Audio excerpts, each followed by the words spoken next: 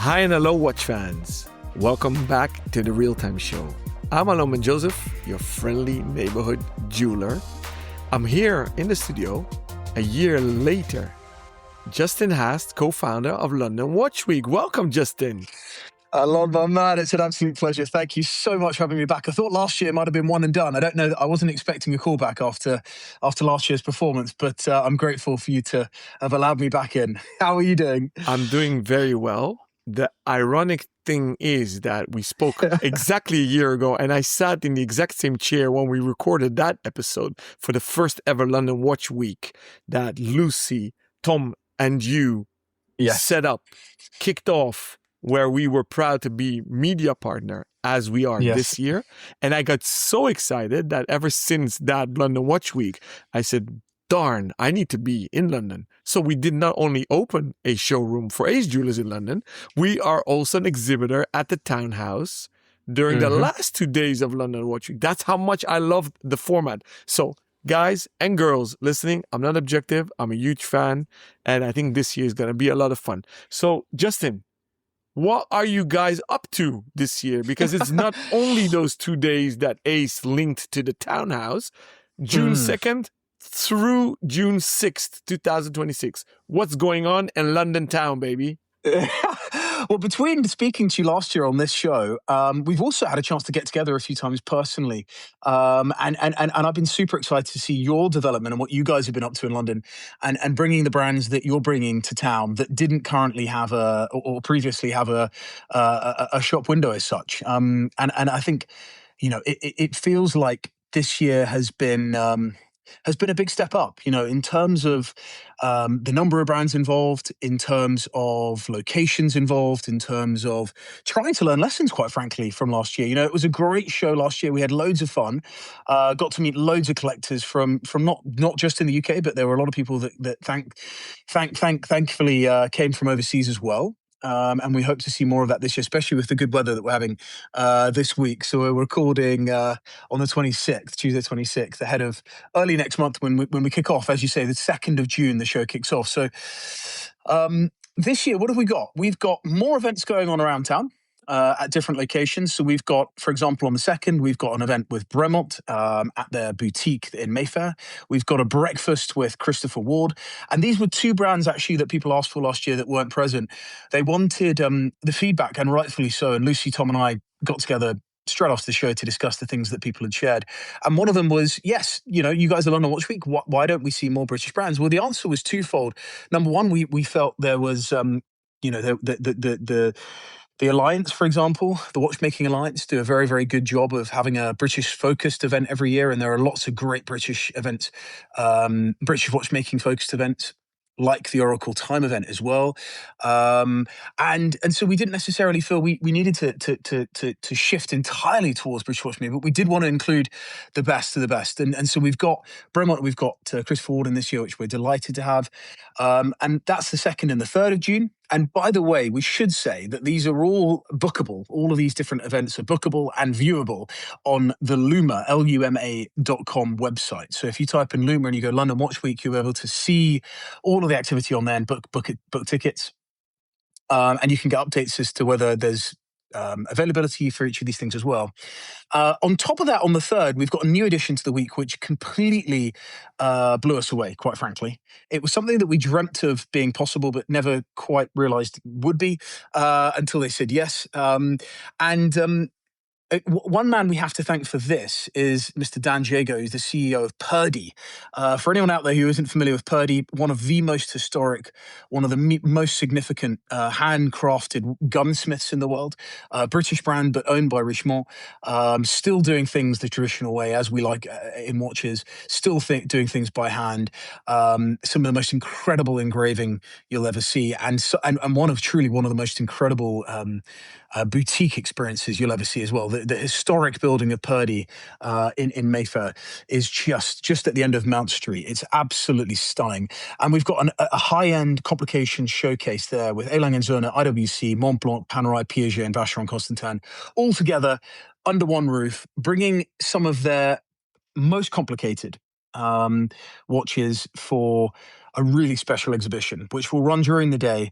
And it's just going to be fantastic because for me, and actually I say this for me, but for Lucy as well, for Lucy and Tom, one of our objectives for the whole show is this idea of could we put brands into unexpected locations? Could we put them in different environments that would maybe get you thinking twice about what you're seeing? Because we're so used to seeing brands in boutique environments, and we almost become numb to some of the point of display and the design and the branding that you're used to seeing. But actually, when you see them in different environments, not only is it exciting and fresh, but you sometimes see them through different different optics. So I'm super, super excited about that. And I suggest if you're on the fence about coming to anything in the first 2 days, do sign up for for that one, because that's going to be super, super exciting. We then have an event that night, so it's a full bore couple of days, that's for sure. 3rd of June on the Wednesday, we've got the morning with Christopher Ward, we've got the high complication throughout the day with Richemont at Purdy. And then we've got an event at Subdial, so over at their clubhouse in Farringdon. It is in fact full, that one, but there is a wait list for that event, and it will be brilliant, no doubt. If you ever considered a pre-owned watch, I can tell you from a personal perspective, I bought and sold so many. Alon, sorry, I'm riffing here. I'm just going off cuff, by the way. Sorry, you're still with us. You're not asleep yet, are you? I'm actually not. I'm getting very excited. I wanna jump in and since I can't get anything edgeware in, so 2 things. Go on, tell me. I was always looking at the official website, which is londonwatchweekofficial.com, where you guys embedded Luma, but now I went over to luma.com, and it's a beautiful overview of the events. A second thing is, which I noticed, I knew that the highlight of the week, which you'll come to probably in, at this rate, 30 to 45 minutes. So so bear with Justin. No, all kidding aside, the biggest question I got: how much are tickets? The tickets are actually free of charge, and I see now on the Luma website that only 2 of the almost dozen events up here are only paid. So I call it the Richemont party because I believe Purdy is still part of Richemont. So the wonderful Richemont party is only £20, and the next event you are going to highlight is a bit higher, but is also very special. Just to chime in with Subdial, highly recommended. I had the honor to attend 3 or 4 events at their Farringdon clubhouse, which is amazing, good vibes. And unfortunately, I got suckered in because I actually bought a watch during one of these events. So they are great fun. And they have amazing watchmakers downstairs as well. So if you can get on the waiting list, I highly recommend to do so. I speak out of experience of hosting a lot of events in London. There is a lot of rotation, RSVPing, and also getting off the list. So don't get demotivated that there is a waiting list. Please continue, Justin. Tell me, before we move on, what did you buy? Give us a little tease. Can you name the brand? Can you name the model? They hosted a very cool event together with the Horology Club Europe. And that was a very special evening with Fodzum. I say no more. Okay, wow, hello. Okay. Crikey Moses, there we go. That's so you do understand my wallet regretted going to that evening.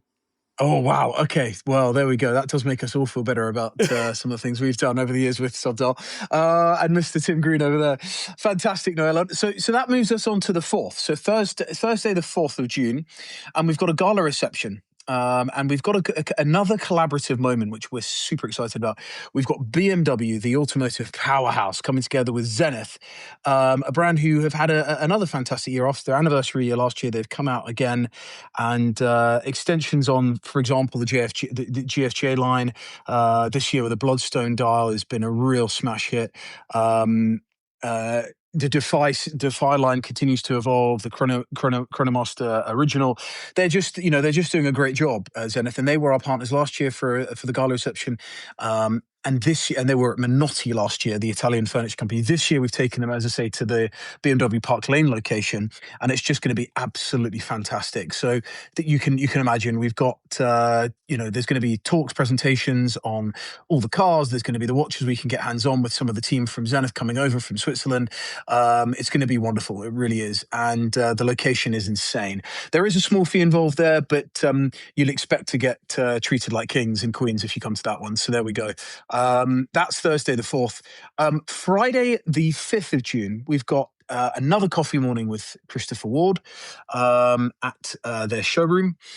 We also have Pragnals, who are the high horology showcase. We're calling it the high horology showcase, which we did last year again. It was something that we weren't quite sure how it would land, but they had booking slots, so you can go on through the Lumapia and you can book slots.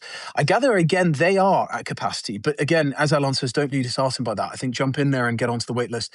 There are a certain number of appointments there where you can go in and have a look at brands like Lederer, Laurent Ferrier, Grubel Forsey, Ludwig Bauer, even Ferdinand Berthoud. So some amazing high-end independents there. Had a very funny story last year from the show where I popped in there on the morning that it opened, and there was a group of enthusiasts who come over from the US to the show, and they set up their kit. They were actually going to record the whole show, so they set up their kit, and as they were setting up their tripods and everything, in comes Tom Holland, the guy who plays Spider-Man in the movies. He comes in with his entourage, and I think he's rocking a Grubel Forsey. Anyway, he's come to look at the high-end exhibition, and he's coming in, and I didn't see a transaction happen, of course, but there was just this amazing moment of a confluence of all sorts of energy coming together. We've got this big crowd of guys coming in with him, and then you've got the tripods coming out, the flash cameras coming out to shoot, not him, but to shoot the watches, which I just thought was absolutely fantastic. So yeah, Pragnals, really recommended again. They've got an amazing clock on show. I won't give away much more than that, but they've just got this insane clock that's been commissioned in partnership with Pragnal. Well worth going in there to have a look at. They've also got some insane vaults down in the underground of the building itself. So yeah, lots of special treats there, lots of Easter eggs to be found at Pragnal. And then at 11 o'clock, that same day on Friday the 5th, we've got the Townhouse opening. And it's just going to be spectacular. I've seen the Townhouse. Alon, have you been to the Townhouse yet? I definitely have, yes. You have? And I was so excited that I committed on the spot. Fantastic. I mean, look, last year was amazing. We had a wonderful first floor location, traditional building, traditional London sort of architecture, but big windows, beautiful building, but just not enough space and grandeur necessarily to have the event that we wanted. And so this year we've got it. We've got this 3-story, beautiful townhouse, and we've got brands like Anderson Genève, Laurent Ferrier, Nomos have come on board very recently. Artisans de Genève, a brand that I'm quite frankly just excited about discovering because I don't know a great deal about them. They've made some incredible piece uniques and small runs of watches for different people over the years. We've got Ace Jewelers. Do you know them, Alon? Have you come across them before? I heard they're schmucks. I wouldn't touch them with a barge pole. Which include Ming, Shapiro, Alto, and then independents like Pragma as well, who were one of the discoveries for me of last year. Up-and-coming brand, led by watchmakers who were spent time with Jean and Laurent Ferrier and Rolex. And so there's always something to discover. And for me, that's one of the great... that's one of the great joys of the show is the discovery aspect. Even for someone like me, who spends every morning and every evening looking at watches, there's still things to discover, to get hands on with. And actually, as far as Ming goes, Alon, this is a brand again that I've not had the chance to get hands on with a huge amount. I did actually earlier this year at Watches and Wonders at the show, the Time to Watches show next door. But you've been working with them for some time. They're holding the line on a brand perspective. Their aesthetics, their DNA is very, very strong. They're very direct and they hold the line, and technically becoming more and more interesting as well. What can we expect to see from your brands this year? So on topic of Ming, while you and I are recording, I was jamming. I was jamming with the whole Ming team that's spread around between Kuala Lumpur, Geneva, and Dubai, trying to get the prototype that they're launching actually that early morning, 6 hours before the townhouse opens. which is a fun and luckily accessible price-wise, to have that in London. So we'll have a little premiere, and then it will go live in London and LA with our mutual friends, Ash and Gabe of Collective Horology. They are also hosting a little event on the West Coast. So that's for Ming, and I'm trying to bring the prototype of the Peep show that they launched a few weeks ago. So besides our regular collection, we are proud to represent Ming exclusively in Europe. So we'll have the whole collection in London at the London Watch Week to try on, to experience it. So that's going to be fun. For Shapiro, unfortunately, it's a total different story. Josh and his team do not have any stock whatsoever. Waiting list of 2-3 years, bare minimum. So I hogged 2 watches that I have hidden deep in the vaults in Amsterdam that I'll bring to London. So that's a little tip. Alto, we are bringing also exclusive to the UK. So we'll have at least 2. We'll have to try to have the 3 models of Alto as well at London Watch Week. And then for Pragma, we'll try to bring the whole collection. The co-founder, Christopher Wegner, that you were just referring to, will probably fly out to London as well. So maybe we can get him on stage if you guys are still doing some live sessions in the wonderful basement. Why I like the location, besides that it has wonderful tall windows, great with daylight, because that sometimes is a problem in urban cities like Amsterdam and London, is the location. It's just off Oxford Circus. So everybody was asking me where it is. Either you go to Tottenham Court Road or you go to Oxford Circus with the tube, and it's just there. So location-wise, also very accessible, which is a good thing. You guys booked Nomos directly. They will be our neighbors. We actually recently started representing them in London as well, besides in Amsterdam. So we'll bring our double orange collabs as well. I think that's it. Not officially on the website, but a little scoop here on this episode. We'll also bring some Beaver watches in our pockets to show our wonderful London collectors. Brilliant, absolutely brilliant. I was really impressed with Beaver actually when I saw them hands on at Dubai Watch Week end of last year, because for me the dials, of course, and the proportions are fantastic, but the movement at times, those early models, I felt some of the finishing was a little bit over the top. But actually, what's happened since has been this dialed down approach to a bit more of a streamlined, coherent, consistent sort of finishing aesthetic for their calibers. And so that's fantastic news, Alon. Fantastic. People are going to love those. So yeah, really exciting. Are you as excited about Pragma as I am, or is that just me? I feel like they've got something there that's worth talking about. Well, I doubled down on Pragma. I've been following these guys for 2 years, met Christopher last year. So much in love, we became official dealers at Ace Jewelers, both for Amsterdam and London for Pragma. And I bought one for myself for my personal collection. So don't ask me. I'm not objective. I love what these guys are doing. I was just trying to think, what is it that really... we look at the rise of small indies, and there's a few that are sort of rising to the top. And I sort of wondered, what is it, the composition? Like, what is the composition that go into making these guys really special? And you know what? Pragma have got that. Chris and the team there have got that. They've got the experience from great names in the industry. They've got an aesthetic that stand out. They do the finishing themselves. They've got they've got ambitions of movement manufacturing in house as well. It's all there, and it does take time. These things do take time, but I'm with you. I'm entirely and to add 2 things, what I love is the modernity. They didn't go down the route of retro-inspired classicism.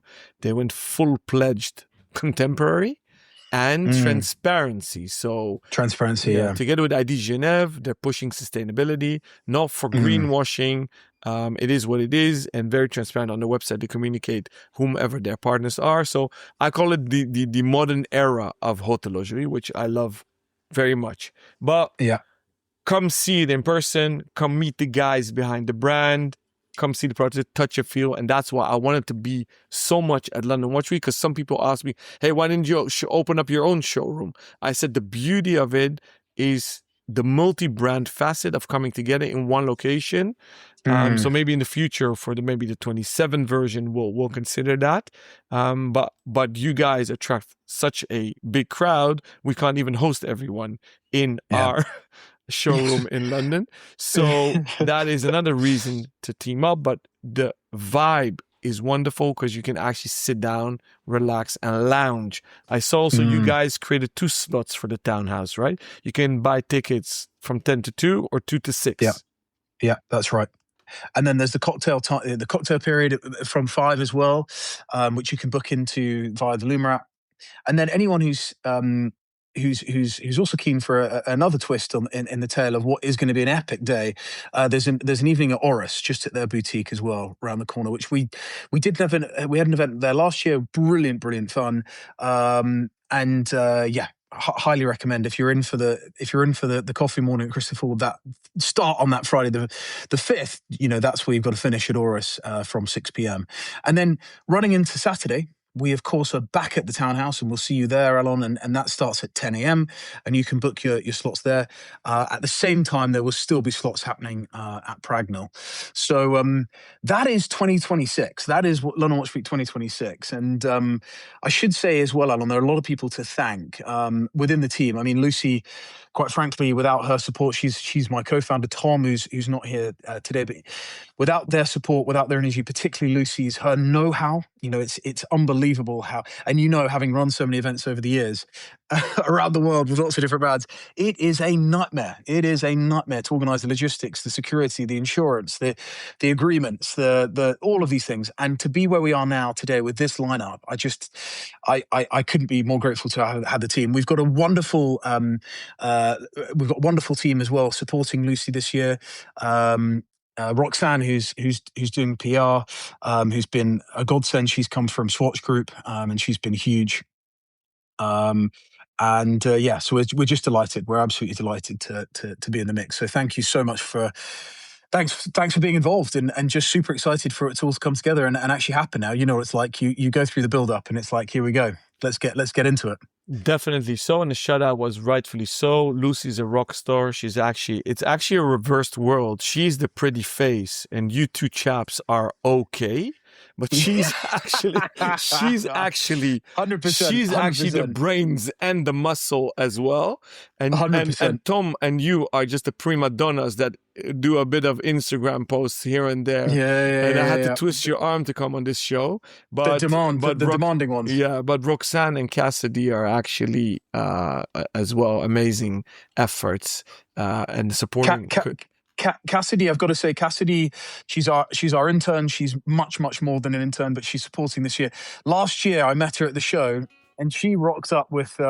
She had handmade some key rings with different brands' watches on them. Absolutely genius. She had a whole bunch of them, and she's a wonderful combination of a watch collector, watch enthusiast, watch lover, and also a data scientist.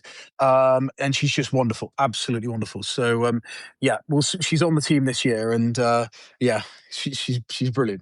Did you get one of those last year, Alon, or was I the only one? I actually haven't, and I missed it last year. And to be very honest with you, I wanted so much to be here. I had to reshuffle my whole travel schedule because June 4th is my birthday. I never work Saturday, so I can't be there on the 6th. So our UK country manager for Ace Jewelers, Richard Webb, had to change his holiday. He's flying back, especially for London Watch Week on the 5th. So if people want to meet me in person, please come Friday the 5th. I'll be there all day with my colleague Stephen Lee. And then Saturday, Richard and Stephen will run the show there. But I love what you guys so much. I wanted to support you guys, so we tried to make it happen the best we can. Rather last minute on our end, not on your end. Organization is fantastic. So I hope people will come out and support. The barrier to entry is actually non-existent. Only 2 of the dozen events have a little price on them, and only 1 or 2 at the moment of recording are waitlisted. But I think this will be great fun. While I have you on the mic, Justin, maybe kudos to you. Did that actually very quickly, so thank you for that. Not at all. While I have you on the mic, I wanted to ask you what is your outlook on the rest of 2026, and maybe while you philosophize about that, maybe run us up to this moment how you found horological year 2026. Geez, Alon, here we go. I didn't expect this, didn't plan for this one, but I love it. Absolutely love it. These days, the watch world is so fast. Everything's happening so fast. We're getting novelties every week, that it's actually quite hard to take stock and entirely understand where you are. I mean, it feels like years ago now that we were Watches and Wonders. When I caught you actually on the first morning just outside Rolex, I think I was coming out, you were coming in, and it was literally the first appointment of the show. That feels like years ago now. So the big thing that's been going on, is the increase in prices across the board and the reduction maybe in the number of units being sold across the watch world. But the excitement levels have been at an all-time high.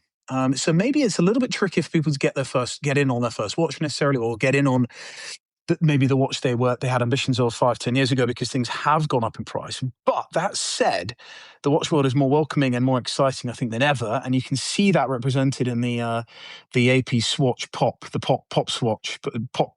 What is it? The Royal Oak Pop. I don't even know what it's called. But whatever that is called, it has been monumental. And I think you can see the excitement, not necessarily in the crowds, because we know the crowds of people that were queuing outside the shops.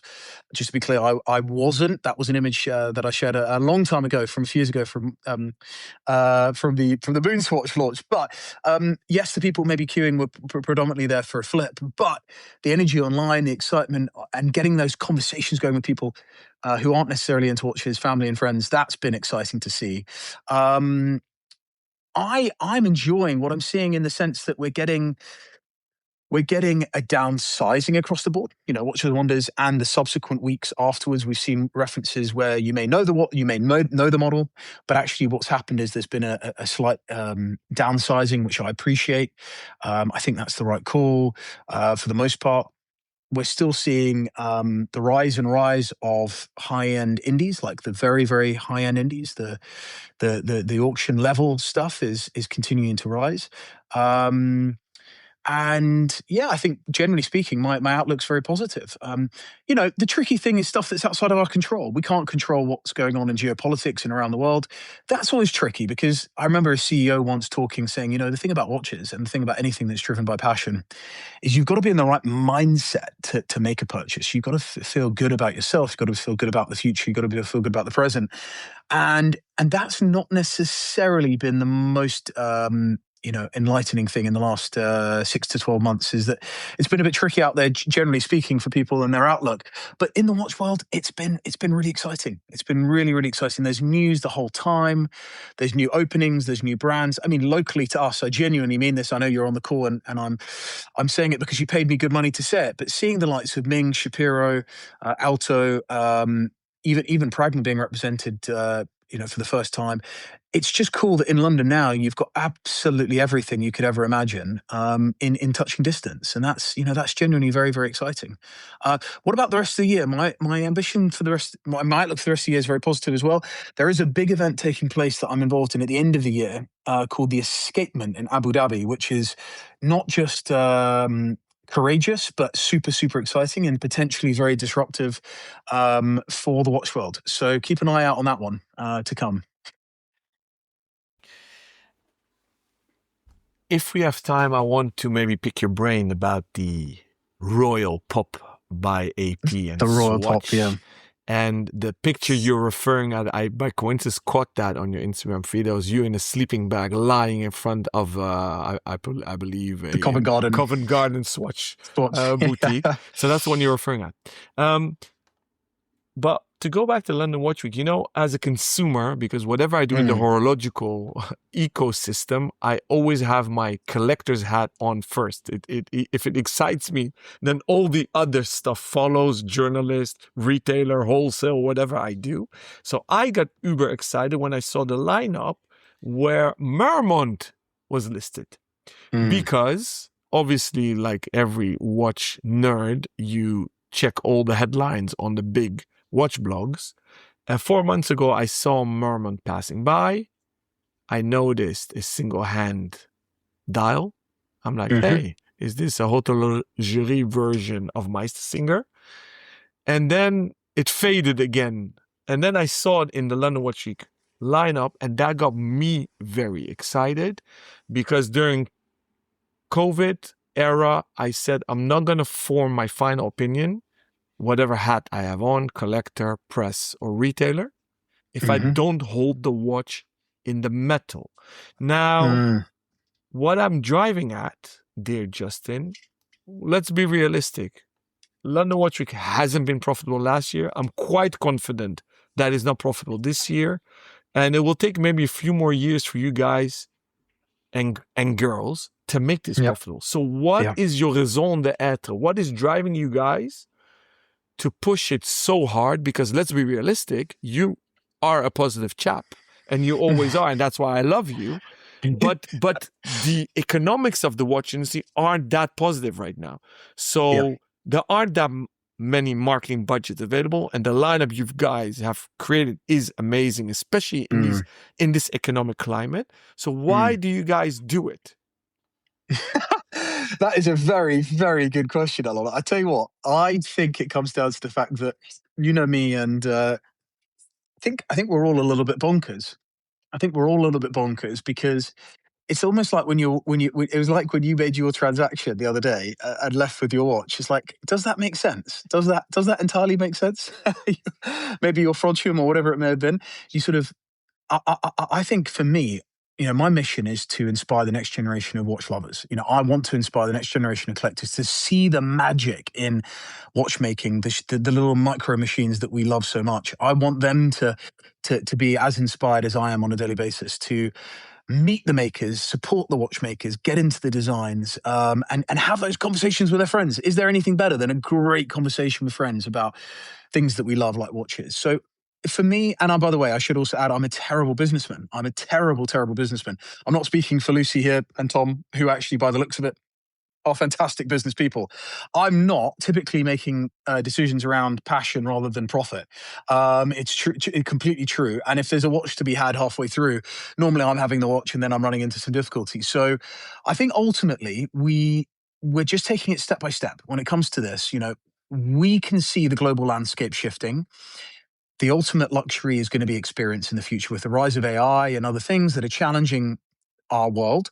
The rise of the rise of things being done for us. The ultimate experience is going to be through in-person moments. And I can see the shift around the world of watch weeks, generally speaking, happening in Aspen and Tokyo and in New York and Dubai.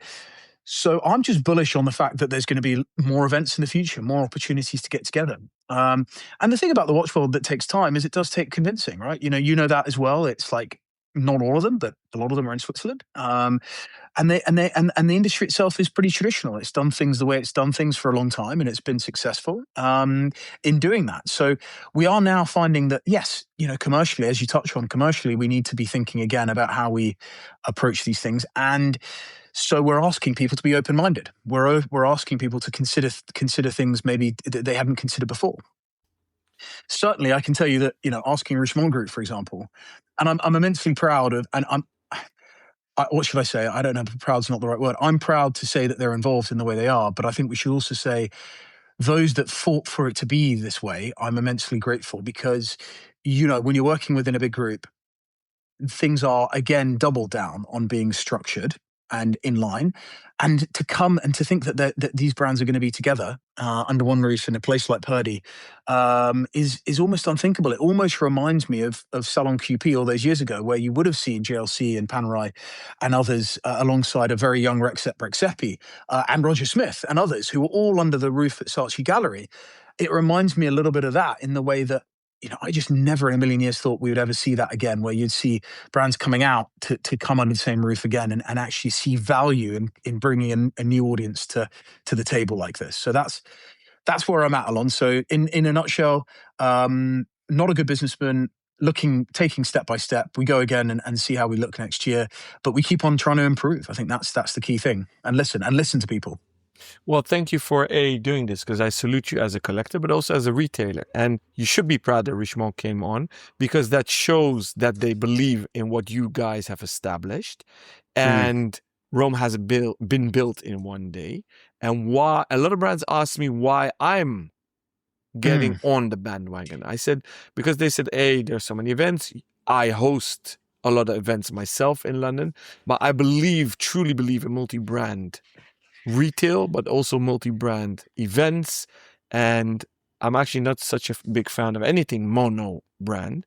So, but I also explained to them that the atmosphere is very relaxed and laid back. Even if those hardcore collectors attended Geneva Watch Days and Watches and Wonders and went to Dubai Watch Week, it's usually high pace and you don't really have time to sit back and let a watch sink in. Sit down, take the time, try it on by daylight, with a good drink, without a good drink. Just to give you an example for myself, I haven't handled Artisan de Genève either. So I'm very excited to see these watches. And Kerbedans, Vahe is a very good friend of mine. And I've been 8 days in Geneva and I did not have time to enter his room at Villa Saracen during Time to Watches to go see the new mystery dial they've created. So that is one of the first things I'm going to do during London Watch Week, is go see those watches. And what I mentioned, Melmont. So even for me as a collector, I'm very excited. And Somlo, I visit them often in Burlington Arcade, but you guys also teamed up with them. Tell me a bit about Tortoise watches, Somlo. What are you guys doing in affiliation with them? Yeah, I think for a long time, the second-hand market, the pre-owned market, the vintage market, has been somewhat pushed to one side unfairly. And one of our big ambitions going into the show itself was to celebrate them. For me, the secondary market is such a key component, because we all love watches that have been discontinued. We all buy them. We're excited by they shape the appreciation that people have for the brands in the modern age. So they go a long way to communicating that story when people are considering a primary purchase as well. And so there are a few that are very close to our hearts because we've bought or sold with them over the years. We got to know them personally. I mean, that's the one thing I would say is, when you are buying a pre-owned watch, it's always nice to be able to know that there's somewhere you can go to see them, and that you trust them, and that it's always part of the journey. It's part of the watch collecting journey, and it would be entirely wrong not to have the best of the best from the secondary part of the market. So we've got the Subdial event. You've touched on Somlo in Burlington Arcade. Dan has been a great friend for many years. He has some of the most incredible vintage Piaget, Omega, Patek, and he's not afraid to even dive into pocket watches. He's got some amazing things in his window. He's coming for a second year. Watch collecting as well has been completely disruptive when it comes to the world of online auctions for watches.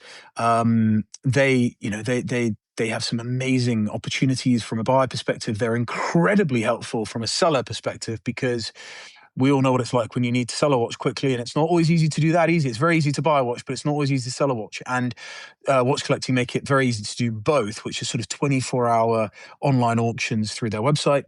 So highly recommend checking them out. Tortoise, Ashwin, lovely man. He's got some incredible offers and opportunities at the entry level, I would say. He's increasingly his mix has become increasingly extravagant and exotic, which I love. But if you're thinking of something like a vintage, like a neo vintage RWC or an Omega, or even a military watch, an old Longines, he's the man to go to for that.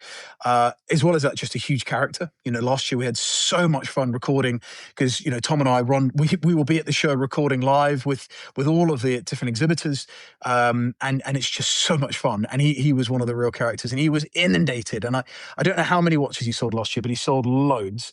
And he was just, maybe because he brought so many, I think out of everyone there, he had like twice as many watches as anybody else. But it was just bonkers. He was going absolutely bananas. So super cool. And then Watson Watches, he's a lovely man. He's coming down to London for the first time this year. Very, very knowledgeable. Extremely passionate, lovely man. He'll have some vintage pieces. And then the watch concierge services as well will be exhibiting. So it's just, quite frankly, just coming down to people, because it's a lovely group of people. And there's a little bit of everything for everyone coming down, I think it's fair to say. Amazing. So I know you have to run, but I do want to have your input on what you thought of the AP Swatch collab. Oh, wow. It's amazing now because we've had a bit of time for it to settle. So the views are a little bit more crystallized based on what I've seen. Immediately, I was surprised. I genuinely didn't see any of it coming. Did not see it. I know a few of our colleagues in the media got a chance to get hands on with them. I didn't. I didn't have any sense that we would see another collab like this coming. We were all very tired and fatigued, maybe with the Omega collab series. We didn't need to see another one of those, but I didn't see AP coming to the mix, primarily because the AP business is rock solid. Whatever you think about the Royal Oak, it's absolutely rock solid, and it's been going from strength to strength. I was excited to see it. I didn't think it would be a pocket watch, actually, just because I just didn't see the market opportunity in a pocket watch. And maybe we've been proven right in that sense, because yes, it went bonkers when we saw it. And I love the colors, and I love the playfulness, and I love the fact more people are talking about watches. I love the fact more people are talking about Swatch and AP, even in the same breath. But I'm just not entirely sure, and I'm generally very, very positive, but I'm just not entirely sure, number one, how sustainable the material is. So I don't know what the future holds for these watches once they have been discarded. And that worries me a little bit. I'm not absolutely sure I see a future for them on the wrist. And a lot of people have been talking about who's going to come out with a great sort of strap that could fit the case. Even if we see one from the likes of D-Lugs or others in the next week or two, I just don't like the look of them on the wrist. So that's my sense of conversion, what it looks like in conversion. But the idea of having one on your desk, the idea of having one on your golf bag, the idea of having one, I don't see it on handbags. I don't actually see it on women's handbags personally. I just don't see it, but maybe I'll be entirely wrong on that. So I'm excited. I'm a little bit skeptical. But I'm also just delighted with the noise that was made around it. That said, I'm caveating myself at every corner. I didn't like the way it was delivered. I didn't like the scenes that we saw around the world. People were obviously, God, it didn't leave any space for an enthusiast, did it? I mean, it was a complete shambles. I'm absolutely amazed that AP allowed Swatch to present the strategy of distribution and did not sort of enforce certain parameters that it wanted, because those scenes were scenes that will probably live long in the memories, at least online, of people, and that's not a good look for either brand. So I'm amazed they continue to do that. That's my sense, Alon. I think generally speaking, on balance, I'm in favor of being positive. So I'm probably 60% positive, whereas at times I was probably 80% positive when it was first launched, then about 30% positive when I saw the weekend being launched, and now I'm sort of back up to maybe 60%. So on balance, positive, but without wanting to deliver too much of a pun. I think time will tell as to how much of a success it will be. I personally love the pink one, the colored pink one, and the sort of blue and green pink one. What about you, man? What was your sense? Where are you now with it as a final close? As I said, I always refrained from forming opinions or airing them publicly until I held it in the metal or bioceramic for this matter. In Amsterdam, the scenes were also horrible, like in London. So I think when we're recording this is now more than a week down the line after launching. I don't even know if they went on sale. The ironic thing is my 9-year-old son picked up Something Is Happening. So as a joke, on the day that it launched, in the evening, he printed me a 3D printed version of the watch, No, which I hung really. as a joke on my bag and took it Monday to work. I showed it to my colleagues, and they thought it was a real one because it's also plastic. At first, it's almost like a mourning cycle, like you're mourn. So it goes up and down. So initially, I'm like, why would you do it, etc. As AP, but I'm happy I held back in my opinions. What did it for me was the open letter Ilaria, the CEO of Audemars Piguet, published why they did it on the day of the launch. And that did it for me. And then I said, okay, they indeed had the younger collectors in mind. I'm happy they didn't make a wristwatch.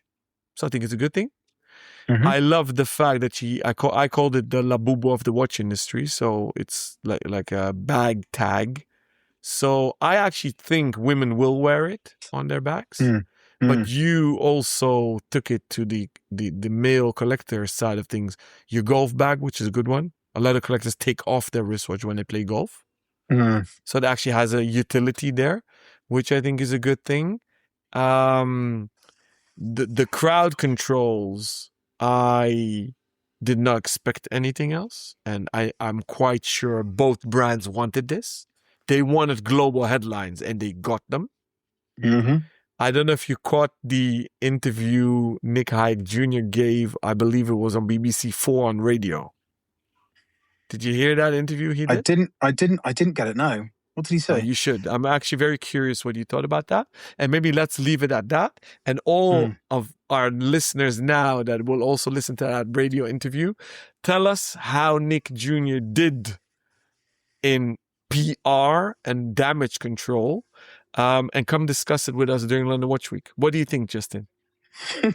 Absolutely spot on. Alon, thank you so much for everything as always. I'm delighted to have you there. We're going to have an absolute blast. Look forward to seeing all of you there as well.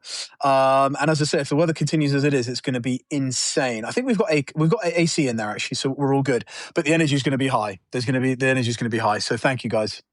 Thank you, Justin. Thanks, Alon. Speak soon. Thank you for listening to the Real Time Show. We hope that you've enjoyed this episode and all other episodes. If you haven't subscribed yet, please subscribe on your favorite podcast platform. If you have any feedback, questions, or suggestions, please send us an email. You can use the contact form on our official website. It's www.therealtime.show. You can find us on Instagram at therealtime.show. And if you want to email Rob or me, you can just use our first name at therealtime.show.